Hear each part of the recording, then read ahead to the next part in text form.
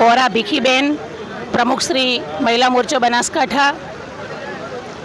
થોડા સમય પહેલાં આરજેડી અને કોંગ્રેસ દ્વારા જે આપણા દેશના યશસ્વી વડાપ્રધાન નરેન્દ્રભાઈ મોદીના સ્વમાતૃશ્રી હીરાબાને અભદ્ર શબ્દોમાં જેણે ટીકા ટિપ્પણી કરી છે, તો આ માત્ર ભારતીય જનતા પાર્ટીની મહિલાઓનું અપમાન નહીં પણ સમગ્ર હિન્દુસ્તાનની નારીઓનું અપમાન છે.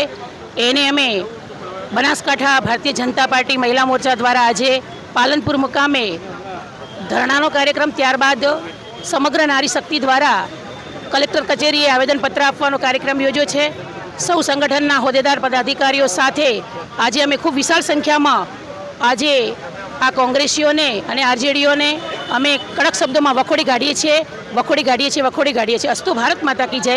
જય જય ગરવી ગુજરાત. ઘણા વખતથી સત્તા વિનાના કોંગ્રેસની પાર્ટી જે છે એ ખૂબ હવાત્યા મારી રહી છે. જ્યારે બિહારનું ઇલેક્શન આવી રહ્યું છે તો એ પણ ભૂલી જાય છે કે અમે શું કરી રહ્યા છીએ. આરજેડી અને કોંગ્રેસના આગેવાનો રાહુલ ગાંધી અને લાલુ પ્રસાદ યાદવનો છોકરો તેજસ્વી આ ભેગા થઈ અને નરેન્દ્રભાઈ મોદી, જેને આખો વિશ્વ પૂજી રહ્યું છે, એમના માતા જે અત્યારે હયાત નથી, દેશની દુનિયામાં હયાત નથી, એવા માતાને પણ એમને ગંદી ગાળો બોલી છે અને નરેન્દ્રભાઈને પણ તું તારી કરીને વાત કરી છે. અને આ જે અપમાન કર્યું છે એમાંય જે એમની માતા, મરી ગયેલા માતાને પણ ખરાબ ગાળો બોલાઈ છે અને એમના લોકોને ઊભા કરીને પણ ગંદી ગાળો બોલાઈ છે. કોંગ્રેસ અને આરજેડી બિહારની ચૂંટણીઓ જીતવા માટે એકદમ નીચલા સ્તરની માનસિકતા પર ઉતરી આવી છે.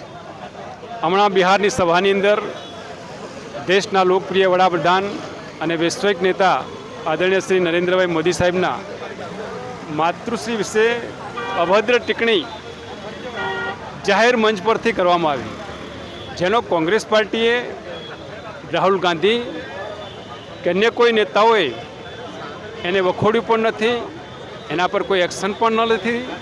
એનો અર્થ એ છે કે કોંગ્રેસની આ હલકી માનસિકતા છે. ભારતીય જનતા પાર્ટી આ કોંગ્રેસની હલકી માનસિકતાને સખત શબ્દોમાં વખોડી કાઢે છે.